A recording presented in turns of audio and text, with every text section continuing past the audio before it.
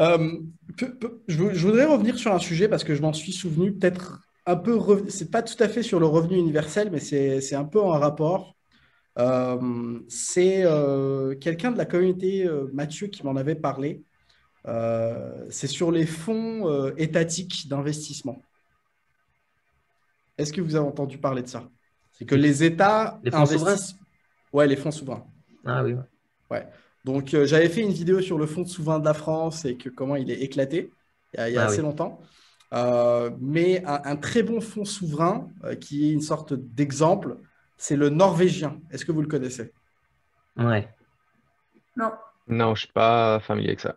Ok, donc en fait, la Norvège est un producteur de pétrole. Et du coup, ils ont pris la décision il y a 20 ou 30 ans, pas plus que ça, qu'une partie des revenus du pétrole, parce ils savent que ils auront pas du pétrole pendant des millions d'années, mais que c'est limité sur quelques décennies. Et du coup, ils se sont dit, plutôt que l'argent du pétrole aille et se perdre, comme tout argent se perd, bureaucratie, etc., venez, on l'investit. Et on l'investit au sens, pour le bien de la patrie, quoi. Et en gros, tous les revenus du pétrole, enfin pas tous, mais une partie des revenus du pétrole, chaque mois, je crois, ils investissent dans des actions, en fait. Et ils sont à 1300 000, la valeur du fonds est de 1300 milliards de dollars. 1300 Ouais. milliards de dollars, c'est-à-dire C'est le plus 1 gros, billion, 1 billion 300 milliards de dollars. c'est le plus gros fonds souverain, je crois, hein. Ouais, c'est le Et plus gros d'ailleurs, fonds les souverain. plus gros fonds souverains, c'est souvent des produits, des pays producteurs de pétrole. Voilà. Ouais, C'est bah, l'Arabie des... Saoudite a un fonds Ouais. énorme, les UAE ont des fonds énormes. Je vais partager mon écran, comme ça vous allez voir un peu. Dites-moi quand vous voyez mon écran, si vous Ouais, voyez. c'est bon. Ouais. Yes. Ok. Donc c'est le NBIM, c'est le Norway. Comment il s'appelle? Bon, je sais pas Bah, comment il s'appelle en français. Norges Bank Investment Management. Ouais, ouais. Faut Mais le marquer, je cherchais la définition à Norges, ça doit être Norway, ouais. Comme ça, c'est intéressant de voir où est-ce qu'ils investissent et dans quelles actions ils investissent.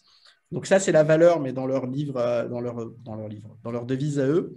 Mhm. Mais si tu vois, regarde, si tu mets en dollars ici, donc ils ont commencé il n'y a pas si longtemps que ça. Donc ils ont commencé en 1999. Ils ont injecté 23 milliards de dollars. Mathieu n'était pas né. Mathieu n'était pas né, non. Ouais, bien sûr. Et aujourd'hui, ils sont à 1300 milliards de dollars. Et ils disent que, voilà, since 1998, le fund a eu un retour annuel de 6,3%. Donc, ils ont un investissement avec un retour assez intéressant. Et on peut voir en fait comment ils investissent. Donc, ils investissent dans 73 pays et dans 9123 entreprises. Les mecs, ils investissent partout dans le monde, quoi. C'est ça. Et on peut voir J'espère en qu'ils fait, investissent dans NIO, bah, on va voir, hein. On peut voir en fait où est-ce qu'ils investissent, si All puisque Investment. NIO arrive chez eux en septembre. C'est Voilà, là, possible, hein, c'est possible. on a, on a tous les pays, où ils sont investis. Ah, Et déjà, on va. c'est intéressant. Regarde, remonte, ils ont 73% en actions, 25% en obligations En obligation, et 2,5% en investissement, en immobilier, ouais. en immobilier. Et Yes. ils sont investis dans 72 pays. 72 pays, ouais. Donc, tu peux voir tous les pays. Et dans chaque pays, donc tu vois, ils sont vraiment un peu partout dans le monde, quoi. Ils sont pays émergents, pays développés. Mais tu as vu, ils sont pas partis sur un ETF. Ils auraient pu partir sur un ETF, Mm. mais ils sont allés sur des actions individuelles. Ah, ils veulent être 100% indépendants. Ils ne veulent pas passer par un intermédiaire. C'est normal. Et du coup, ils sont partout. Tu vois. Donc, ils ont du Total. Tu as vu, Total, ils détiennent 2,40% du portefeuille, du capital de Total. Donc, c'est Ah ouais, pas un non, fonds, c'est pas un petit fonds, quoi. C'est Ouais. détenir 2% du capital de Total, juste ce fonds-là. Est-ce qu'ils ont NIO? Et ils ont NIO. Ils ils ont sont mis. sur Hmm. NIO à 0,87%. Ouais. Ils sont sur. Je crois ils se sont pas fait chier. Ils ont mis Et, vraiment toutes les actions, quoi. et si Est-ce tu, qu'ils ont Money Academy? Si tu tries par ownership, c'est quoi la position la plus importante en termes de… Ok, ouais, des cryptos. Shaftesbury au Royaume-Uni, 25%. Vonovia, FRT. Donc ça, ce sont des real estate. Alors, je ne sais pas pourquoi c'est dans Financial alors que ça devrait être sur du real estate. Mais FRT, c'est une rate américaine. Et Vonovia, une rate allemande. Ils sont à 10% du… Jessina. Oui, Je ne sais l'antique. pas pourquoi c'est dans Financial, ça devrait être dans real estate. Donc Jessina. Putain, ils détiennent 10% de Jessina quand même. Ouais, c'est énorme. Paramount, C'est énorme. Boston Property aussi, Arkema, Valeo. Ils sont sur pas mal de trucs. C'est super intéressant de voir un peu, de voir où ils sont. Enfin, la Cléopatra Hospital en Égypte. Des Ce trucs qui sympas. est intéressant aussi, c'est quand même de noter qu'ils sont ça. quand même diversifiés très largement, comme on pourrait faire avec des ETF, comme Ouais.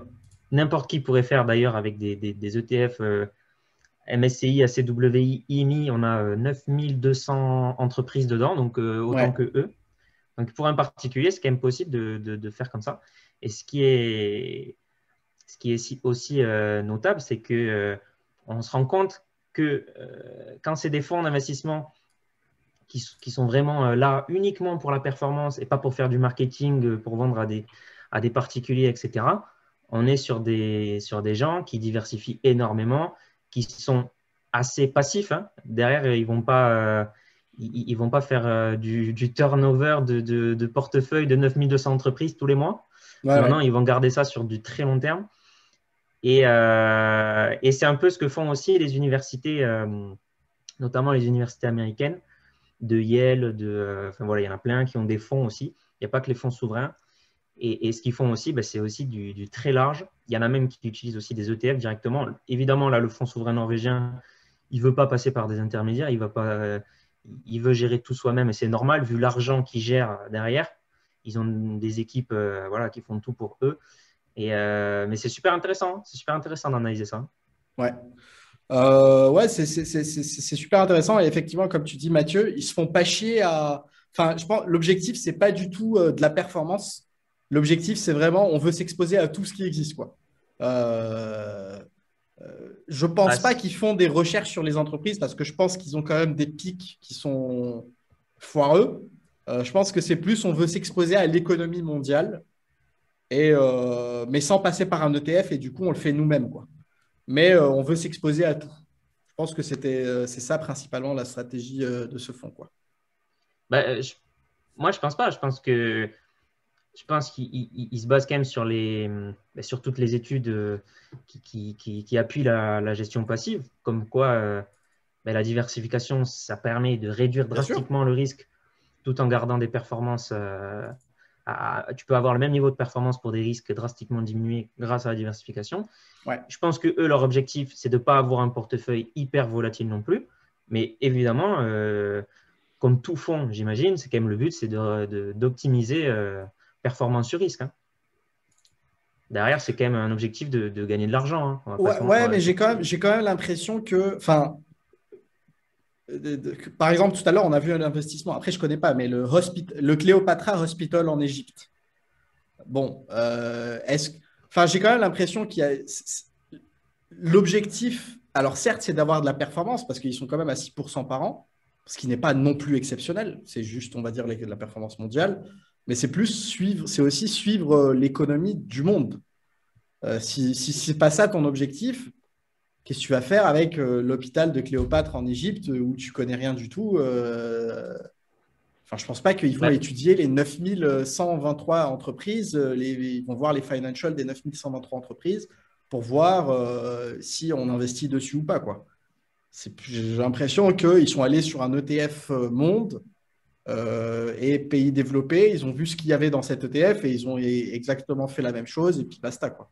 Et au lieu d'avoir l'ETF, ils voulaient les détenir en physique. Je suis pas sûr. Je pense quand même que eux, derrière, ils ont Je pense qu'ils ont fait 9123 analyses et ils le feraient genre tous les, je sais pas moi, tous les 1 ou 2 ans. Alors, je sais pas comment ils analysent leur société dans lesquelles ils investissent. Ouais. Par contre, moi, je pense qu'ils ont des objectifs de volatilité de portefeuille, voilà, des trucs qui ne s'envolent pas. Ils ont quand même, je ne sais pas combien de milliards du coup, de dollars d'investissement. Je pense qu'ils ont des objectifs de performance sur risque et surtout de volatilité, de risque, etc. D'ailleurs, il y avait une courbe là où on voyait en 2008-2009, on peut voir qu'ils ont bien anticipé, je crois. Je ne sais plus où c'était. Enfin, qu'ils ont bien anticipé, qu'ils ont bien amorti plutôt le. Voilà, c'était ici. Tu vois, en 2009, en 2008, ben, ils n'ont même pas senti la crise des subprimes, pourtant une crise mondiale. Ouais.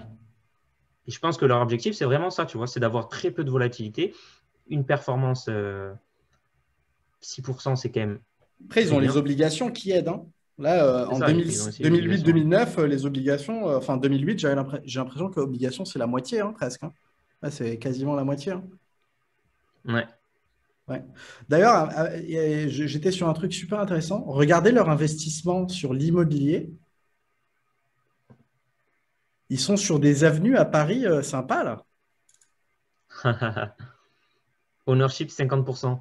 50%. Genre, tu vois, le 28 avenue Victor Hugo, il y a un bureau qui appartient à AXA, mais il doit être loué par peut-être je ne sais pas qui. Ils ont 50% de ce bureau quand même, hein. Et ils ont plein de trucs. Donc en France, ils ont plein de trucs à 50%. Aux États-Unis, ils ont du Boston. Ils ont vraiment pas mal d'endroits. Est-ce que tu peux Ouais. cliquer sur le ownership pour voir ce qu'ils détiennent à 100%? Ouais, ça va être des trucs à eux. Ça va être des trucs à eux. Norges Bank Investment Management. Ouais. Mais c'est basé à Mm. Londres, quoi. Ils sont à Londres, ils ont un truc en Suisse. En France, ils détiennent 100% Place Vendôme. Oula, c'est où ça? On est d'accord que Place Vendôme, c'est un truc super chic à Paris. Oui, mais C'est c'est une adresse, c'est une boîte postale en fait. Ouais, mais c'est oui, mais c'est une boîte postale où, à laquelle il y a bien un bureau, enfin, il y a bien quelque chose. Là, c'est un retail, hein. Donc ça doit être un magasin. Je connais bien cette adresse, j'ai un appartement juste au-dessus. Un petit Qu'est-ce loft. qu'est-ce qu'il y a là? Boutique Rolex? Ah, d'accord. En tout Ok. cas, ouais, tout à l'heure, tu parlais du fonds français. Ça n'a rien à voir, quoi. Non, ça n'a rien à voir. Ça n'a strictement Bah, rien à voir. et c'est dommage, le fonds français est éclaté, hein. Est éclaté. C'est-à-dire que, et après, c'est deux objectifs différents. Le fonds français, il est quand même plus dans une aide aux entreprises françaises. C'est principalement ça l'objectif. Alors que là, le fonds norvégien, enfin, c'est pas du tout j'aide mes entreprises. C'est je veux faire fructifier le capital de l'argent, quoi. Le fonds français, il est pas, il est dans une optique d'assistance plus que enfin, maximiser l'argent. Bref, c'est super intéressant d'analyser aussi les Ouais. fonds. C'était Mathieu qui m'avait donné cette idée et je lui remercie. Mais voilà, voilà tout ce que je pouvais montrer sur ça.